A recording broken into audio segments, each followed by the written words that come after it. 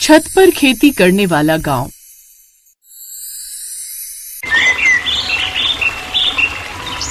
उत्तर प्रदेश का एक छोटा सा गांव था बेलापुर, जहां हर तरफ हरियाली ही हरियाली दिखाई देती थी। उस गांव की मिट्टी इतनी उपजाऊ थी कि वहां की फसलें दूर दूर तक मशहूर थीं। सुबह होते ही खेतों में किसान हल चलाते और कुछ दिन बाद ही हरे भरे खेतों में सब्जियों की खुशबू फैल जाती। टमाटर, भिंडी, बैंगन, मिर्च, लौकी, हर तरह की सब्जी यहाँ खूब होती थी। इसी वजह से शहरों से व्यापारी ट्रक लेकर आते और किसानों से सब्जियां खरीद कर ले जाते। सभी गांव वाले ये देखकर खूब खुश होते थे।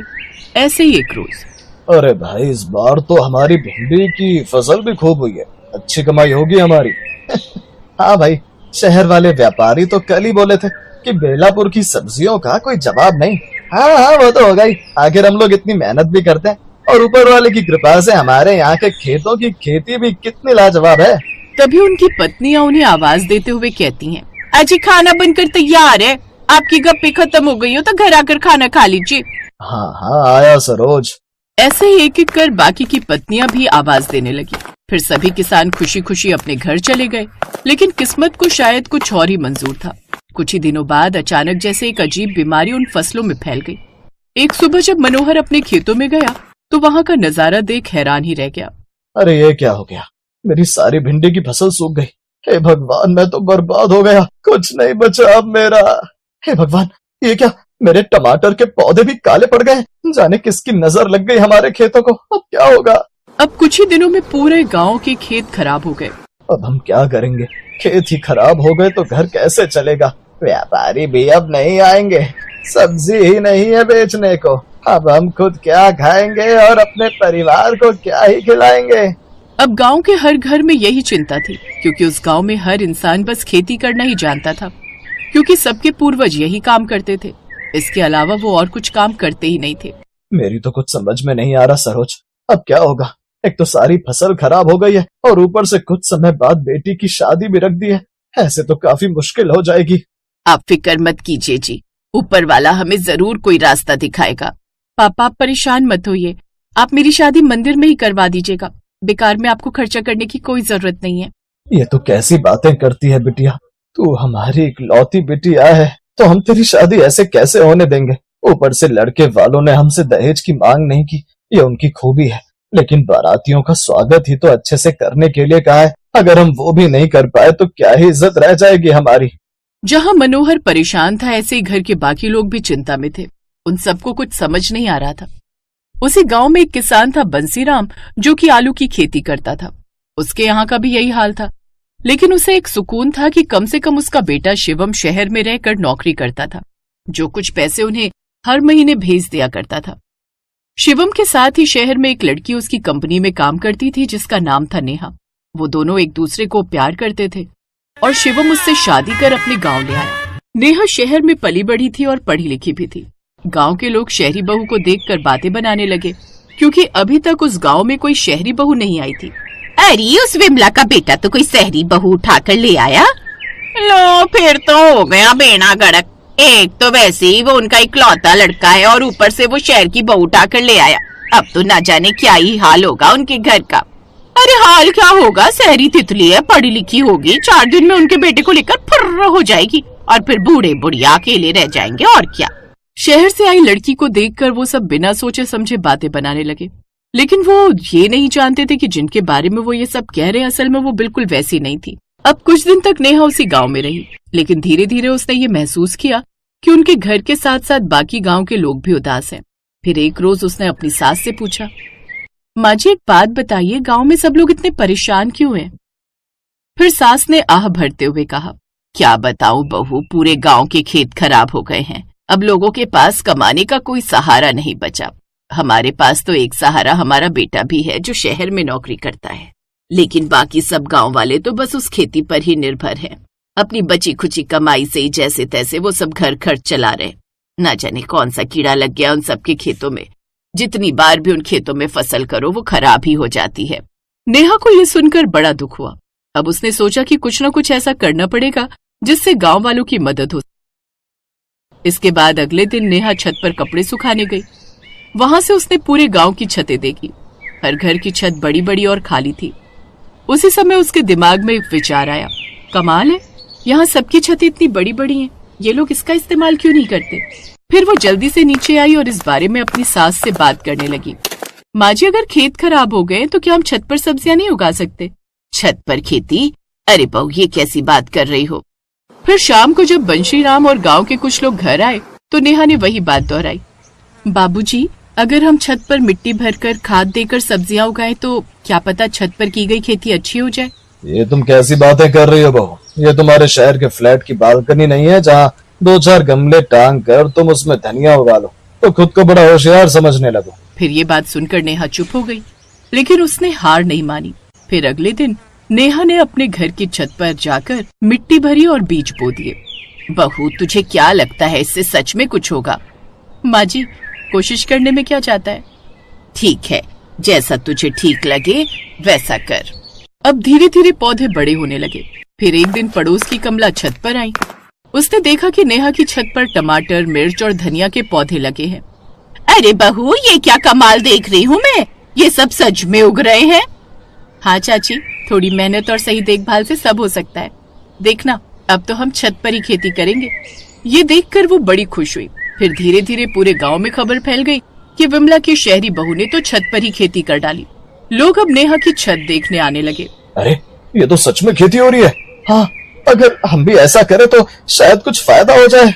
अब उसकी देखम देखी कुछ ही दिनों में गांव के लोगों ने भी अपनी छतों पर खेती करना शुरू कर दिया और नेहा से छत पर खेती करने की सीख लेने लगी। हाँ काका, रोज थोड़ा पानी दो और इनकी अच्छे से देखभाल करो। अब धीरे धीरे गांव के हर घर की छत पर हरी भरी सब्जियां उगने लगी। फिर एक दिन शहर के व्यापारी फिर गांव आए। उन्होंने देखा कि खेत तो खाली है, लेकिन हर घर की छत पर सब्जियां लटक रही हैं। अरे, ये कैसी खेती है? ये हमारी नई बहू का आइडिया है। वाह, बड़ी समझदार है आपकी बहू। अब उन व्यापारियों ने उनसे खूब सारी सब्जियां खरीद ली। अब गांव वालों की फिर से कमाई होने लगी। पहले जो लोग उस शहरी बहू की बुराइयां करते थे, अब वो उसकी तारीफ करने लगे। आज अगर हमारा गांव फिर से संभला है तो उस शहरी बहू की वजह से। हमने बेकार में ही उसे कितना भला बुरा कहा। चलो, अभी नई बहू के घर चलकर उसे धन्यवाद देते हैं। बहू, पहले हमने तुम्हें बेवकूफ समझा था, लेकिन आज तुमने पूरे गांव की किस्मत बदल दी। मैंने कुछ खास नहीं किया, बस मिलकर मेहनत की है काका। हाँ बहू रानी, अब हमारी छतें ही हमारा खेत बन गई हैं, हमारा रोजगार बन गई है। सभी ने नई बहू को खूब सारा धन्यवाद दिया, साथ ही उसकी खूब तारीफ भी की। और उस दिन से बेलापुर गांव सिर्फ खेतों की खेती के लिए ही नहीं, बल्कि छत वाली खेती के लिए भी मशहूर हो गया। कुछ समय बाद मनोहर काका की बेटी की शादी का दिन भी आ गया। मनोहर की छत पर खेती करके अच्छी खासी कमाई हो गई थी। उसने अच्छे से बारातियों के खाने पीने का इंतजाम किया। सभी बारातियों ने उनकी खूब तारीफ भी की। किसी ने सच ही कहा है, परिवर्तन ही संसार का नियम है और कभी कभी नया विचार ही सबसे बड़ी उम्मीद बन जाता है।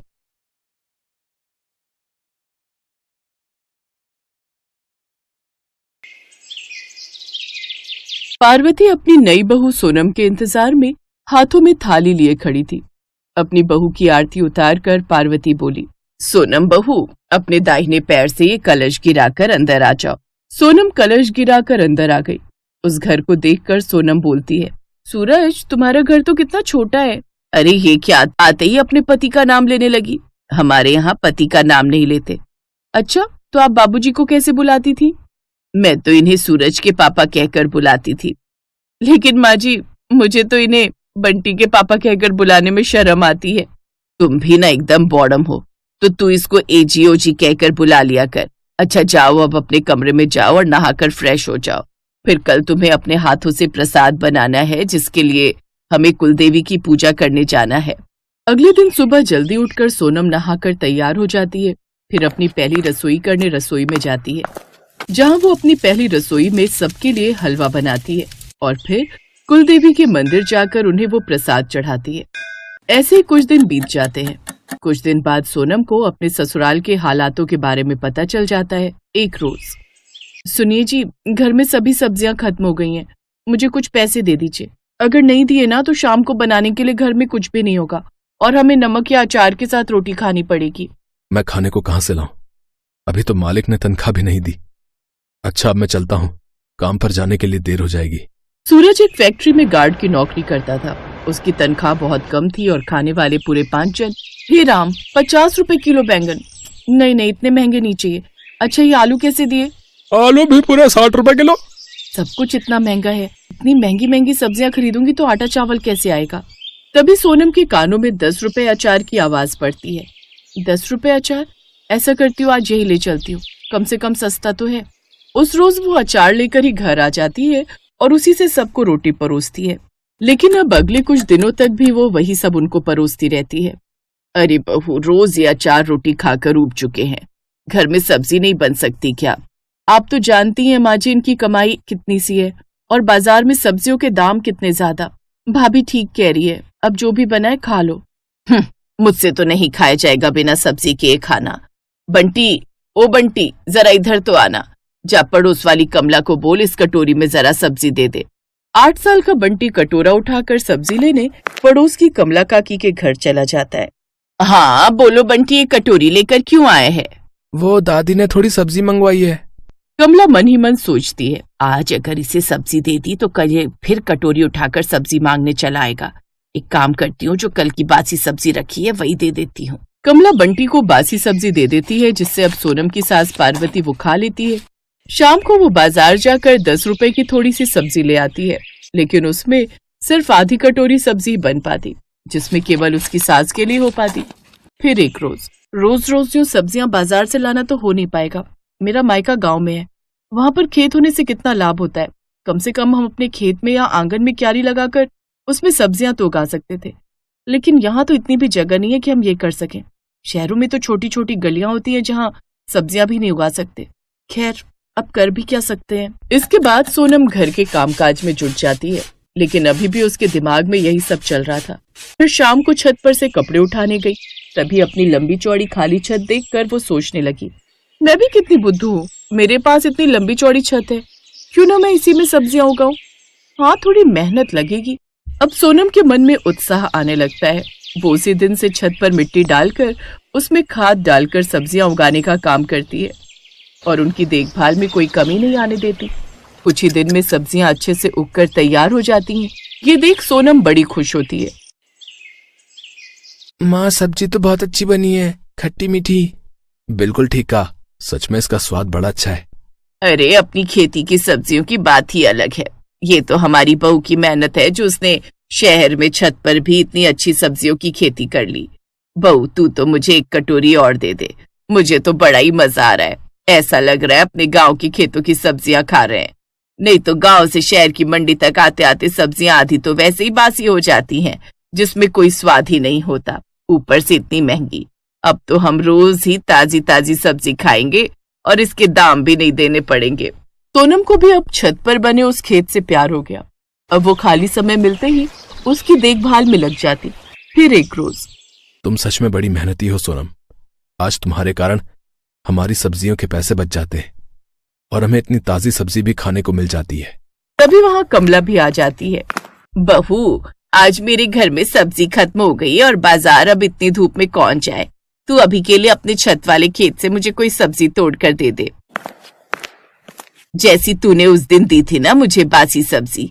ऐसे ही बहू कोई सड़ी गली सब्जी है तो वो इस मुई कमला को लेकर आ। सत्यानाश जय तेरा, उस रोज उल्टियां कर करके मेरा बुरा हाल हो गया था। अब मुझे माफ भी कर दो पार्वती, हो गई गलती मुझसे। अच्छा कोई बात नहीं काकी, आप बैठिए, मैं आपके लिए छत से बैंगन लेकर आती हूँ। सोनम छत से बैंगन तोड़कर उसे लाकर दे देती है और वो अगले दिन फिर सोनम के घर आ जाती है। सोनम बहू, इतनी अच्छी सब्जी तो मैंने शहर में खाई ही नहीं, कितनी ताजी और स्वादिष्ट। ऐसा कर, तू मुझे आज कोई और सब्जी भी लाकर दे दे, तू चाहे तो बदले में पैसे ले ले। नहीं नहीं काकी, उसकी कोई जरूरत नहीं है, मैं अभी लाती हूँ। सोनम छत से सब्जियां तोड़कर उसको लाकर देती है, जिसके बदले कमला काकी उसे पैसे देती है।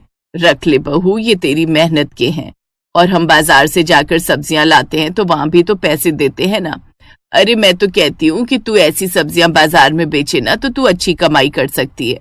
पहली बार उन सब्जियों के दाम पाकर सोनम बड़ी खुश होती है और अब वो खुद का काम शुरू करने की सोचती है। वो अपने घर के बाहर ही ताजी सब्जियों का बोर्ड लगा देती है। अब जिसे भी वो ताजी सब्जियां चाहिए होती, वो उसके घर आकर उसकी छत से सब्जियां खरीद कर ले जाते। सोनम बहन, मुझे 2 किलो बैंगन, 2 किलो सीताफल और 1 किलो भिंडी घिया दे दो। जी अच्छी बात है, अभी बांध देती हूँ। सोनम, तेरे कारण हमें भी कम दाम में अच्छी सब्जियां खाने को मिल जाती हैं। ये ले तेरे 300 रुपए। अब उनकी आर्थिक स्थिति काफी सुधरने लगी, क्योंकि अब मुफ्त की सब्जियां खाने के साथ साथ उन सब्जियों से कमाई भी होने लगी। और अब घर खर्च तो सोनम की सब्जियां बेचकर ही चल पड़ता और सूरज की तनख्वाह सूखी बच जाती। और अब वो खुशी खुशी से रह